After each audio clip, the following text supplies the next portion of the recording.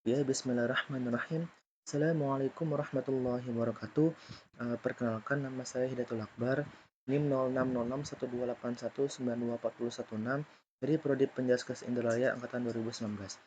Di sini saya ingin membuat sebuah video pembelajaran tentang usaha yang sedang saya jalankan dalam kurun waktu kurang lebih 2 bulanan eh, untuk mengerjakan sebuah ujian akhir semester pada mata kuliah evaluasi pendalaman cabang olahraga kepada dosen pengampu pada mata kuliah ini, yaitu Pak Samsyur Ramel dan Bu Destriani.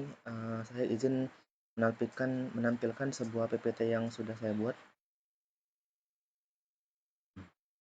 Pada kali ini, usaha yang sedang saya jalankan yaitu istilah pada zaman kali ini adalah thrifting. Sebelumnya saya ingin menjelaskan apa itu thrifting.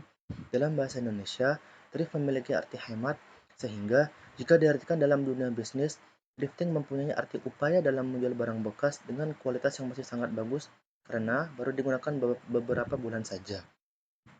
Walaupun tidak menutup kemungkinan masih ada beberapa barang yang sudah berumur tahunan, tapi tetap saja kondisi barang tersebut masih bagus dan masih layak untuk digunakan. Di sini sebuah usaha yang saya jalankan dalam jangka waktu 2 bulan adalah menjual sebuah barang bekas dengan yang memiliki kualitas yang masih termasuk bagus dikarenakan penggunaan barang tersebut tidak begitu lama dan juga kebanyakan barang yang dijual adalah memiliki sebuah brand-brand mall ternama seperti Uniqlo, Celsius, H&M, Nike, American Eagle, dan lain sebagainya. Di sini perencanaan nama usaha pada bisnis saya kali ini adalah quickdrafting.co. Barang-barang yang saya jual belikan kepada para konsumen kebanyakan termasuk kemeja, kaos, celana, dan termasuk juga sepatu. Eh, di sini saya akan menjelaskan modal awal saya dalam menjalankan bisnis saya kali ini. Modal awal saya membangun usaha ini ialah awalnya saya membeli sebuah kemeja Uniqlo dengan harga 160.000 dan saya berinisiatif ingin menjualnya kembali kepada customer dengan harga 200.000 dan pada saat itu laku. Semenjak dari itu, sejalannya waktu, saya kembali menjual sebuah sepatu merek Nike Cortez yang saya beli dengan harga 500.000 dan saya menjualkannya kembali langsung pada customer dan laku dengan harga 700.000 dengan kualitas sepatu yang bisa dibilang masih sangat bagus. Tetapi usaha yang saya jalankan pada kali ini hanya melalui sistem COD atau cash on delivery. Belum dimulai melalui media sosial seperti Instagram, Facebook, dan platform-platform lainnya. Nah, ini berikut contoh barang yang pernah saya perjualbelikan pada customer. Yang pertama kemeja Uniqlo. Ini pada saat itu saya membeli kemeja ini dengan harga 160.000 dan saya jual kepada teman saya, kepada customer dengan harga 200.000. Dan saya pada saat itu untung modal saya 40.000. Kemudian dengan berjalannya waktu, saya menjual sebuah sepatu Nike Cortez dengan memiliki kualitas yang masih sangat cukup bagus. Dan pada saat itu saya membeli sepatu ini dengan harga 500.000. Kemudian saya perjualbelikan lagi kepada customer saya dengan harga 700.000 dan saya menambahkan modal lagi dari sepatu ini adalah untung 200.000. Terus barang yang selanjutnya yaitu jaket Celsius. Jaket ini adalah brand mall ternama. Pada saat itu saya beli jaket ini dengan harga 500.000 dan saya perjualbelikan kepada teman saya, kepada customer dengan harga 650.000. Di sini saya mendapatkan untung 150.000. Ini berikut adalah saya ingin menjelaskan bagaimana analisis SWOT pada usaha bisnis saya kali ini. Yang pertama, kekuatan atau strength. Strength merupakan kondisi kekuatan yang terdapat dalam bidang atau konsep bisnis yang ada. Analisis strength meliputi analisis terhadap produk sumber daya dan juga keuntungan yang dapat diberikan kepada konsumen. Yang pertama, produk. Seberapa kuat produk saya dapat bertahan pada persaingan pasar.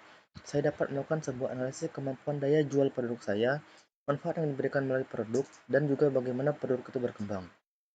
Yang kedua, sumber daya. Dengan melihat dari sisi sumber daya, saya sebagai owner atau penjual harus mengetahui sumber daya yang dapat mendukung produk. Misalnya, sumber daya manusia, toko, dan alat penunjang seperti software pengelola karyawan atau pengelola keuangan. Yang ketiga, keuntungan. Dari sudut keuntungan, apakah produk saya dapat memberi keuntungan bagi bisnis saya sendiri, atau malahan produk saya hanya akan mendapatkan kerugian bisnis saya yang menggunakan. Yang kedua, weakness atau artinya kelemahan.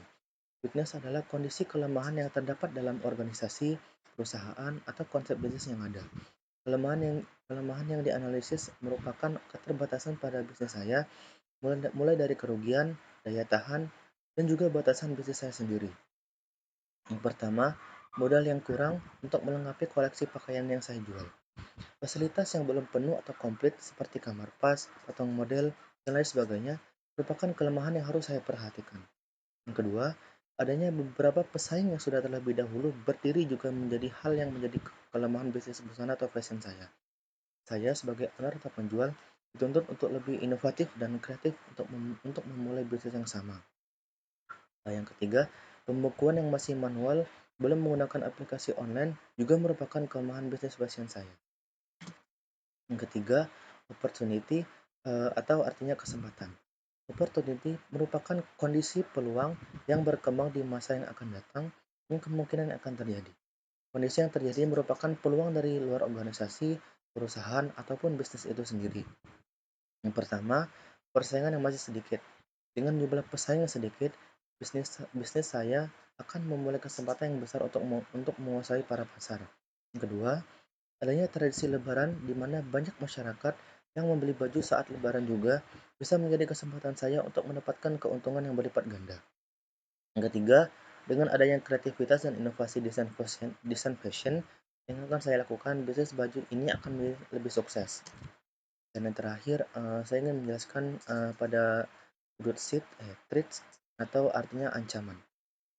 Threats atau ancaman adalah merupakan kondisi yang mengancam baik yang berasal dari luar ataupun dari dalam bisnis saya. Ancaman dapat berupa tantangan, efek luar, dan juga resiko. Salah satu analisis yang dapat saya lakukan berupa yang pertama, ancaman tindak kriminal, huru-hara, dan ancaman-ancaman lain yang berasal dari luar yang dapat mengganggu bisnis saya sendiri. Yang kedua, ancaman persaingan. Ancaman ini berupa produk pesaing yang lebih memberikan manfaat atau bahkan melakukan kampanye yang tidak sehat dalam persaingan. Yang terakhir, risiko dalam mengelola keuangan bisnis saya. Proses keuangan manual dalam pengembangan bisnis saya bisa menjadi ancaman karena risiko seperti salah hitung, estimasi, kehilangan, ataupun ancaman-ancaman yang lain. Nah, sekian video pembelajaran pada mata kuliah evaluasi pendalaman cabang olahraga untuk memenuhi syarat untuk mengerjakan UAS ujian akhir semester.